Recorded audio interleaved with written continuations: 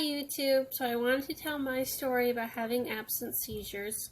I've had them ever since I was little, but I didn't find out about them until I was 25. I always thought something wasn't right when I was in high school. I would hallucinate all the time. I'd always have tics, but I could never afford treatment or medication. And my mom told me that when I was little, she thought that I had them, but again, we couldn't afford it, so we just have to let it go. And then scary stuff started happening to me when I was 23. I was 3 months pregnant. I was on the bus going up to the college to turn in an assignment, and I started feeling really weird and not myself, and I started to go deaf, and I blacked out. I came to, and my heart started racing, and it was like, what just happened to me? And so my next appointment, I told my doctor what had happened, and she made me drop all my classes. I could no longer go to college. I had to stay at home because I had to think of my baby, which was fine with me because he's more important, and that was very scary. And then finally, when I was in my whole pregnancy, I would shake and twitch and have this painful electrical current pain rip through the right side of my brain. And I've never had that pain before. As bad. I've had it. I don't remember having it when I was little. I would have it every once in a while when I was in high school. But as soon as I hit my 20s, it was constant. And then during my pregnancy, it was like every single day. Finally, when I was 25, thanks to my son, I found out that I had them because we were up at the college visiting my friends, and he ran up to this table that this lady was sitting at trying to eat lunch, and she was like, "Oh, it's okay, sit down, no worries." And so we started talking, and women, we talk about our stories of when we had our kids, if you're a mom. And so she started asking me how my pregnancy was and everything, and I told her what happened to me, the blacking out, the pain. And she looked me square in my eyes and went, "You have absence seizures." I had the exact same thing when I was pregnant. I went to my neurologist. He did tests. I'm telling you, that's what it is. And we finished our conversation, and I visited with my friends, and I went home, and I Googled it, and I was like, oh my gosh, this is me. Holy crap. Yeah, it was an eye-opener when everything on that page was me. And I got on the phone with my mom and told her to come over. She had to read this, and she started reading it, and yeah, it was nice finally being able to realize what was wrong with me, and that it wasn't me, it was something that I had.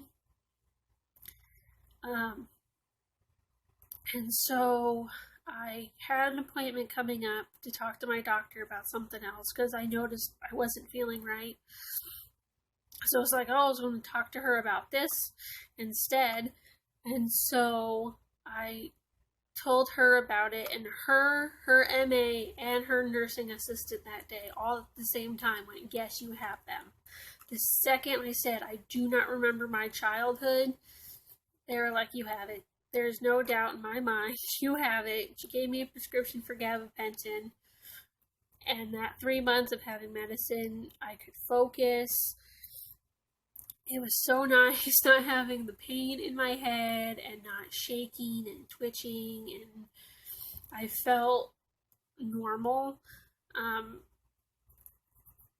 But I couldn't afford the medication anymore, and where I live, to see a neurologist, it's $300 just to walk in, and I don't have that kind of money. It'd be nice because I would love to be on my medicine again. But now knowing that I have it, I learned how to figure out when a seizure is coming on, because I have them all day long, but sometimes they're worse than others.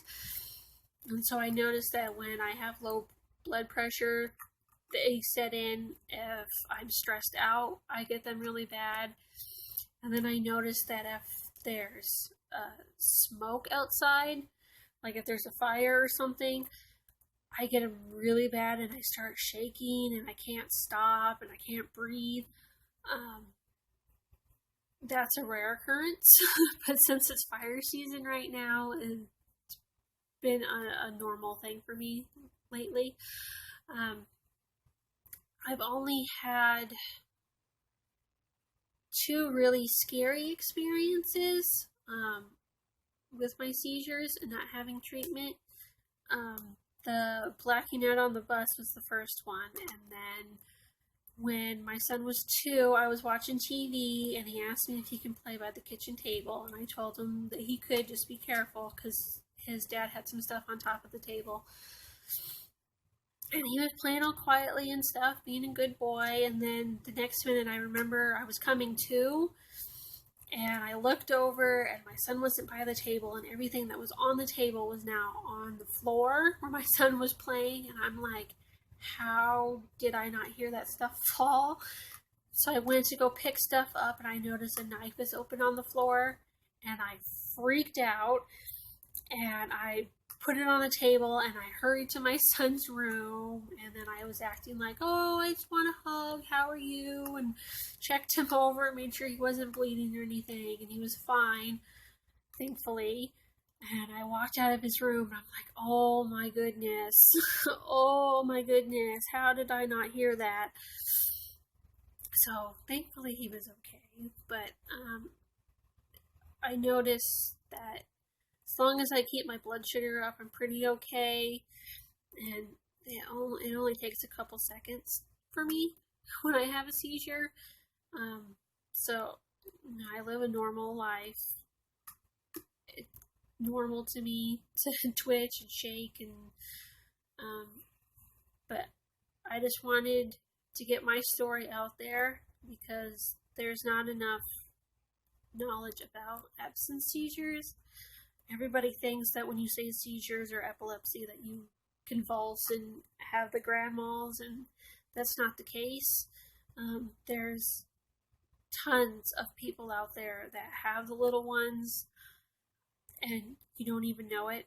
I didn't know it until I was an adult, and with doing research and stuff, we found out that my mom, who is now in her 50s, might possibly have them and has had them for a long time. So I just wanted to get my story out there and hopefully help somebody to know that you're normal, you just have something wrong with your brain. So I hope this video helps somebody out there. If you like this video, please subscribe. And I'll see you next time. Bye, YouTube.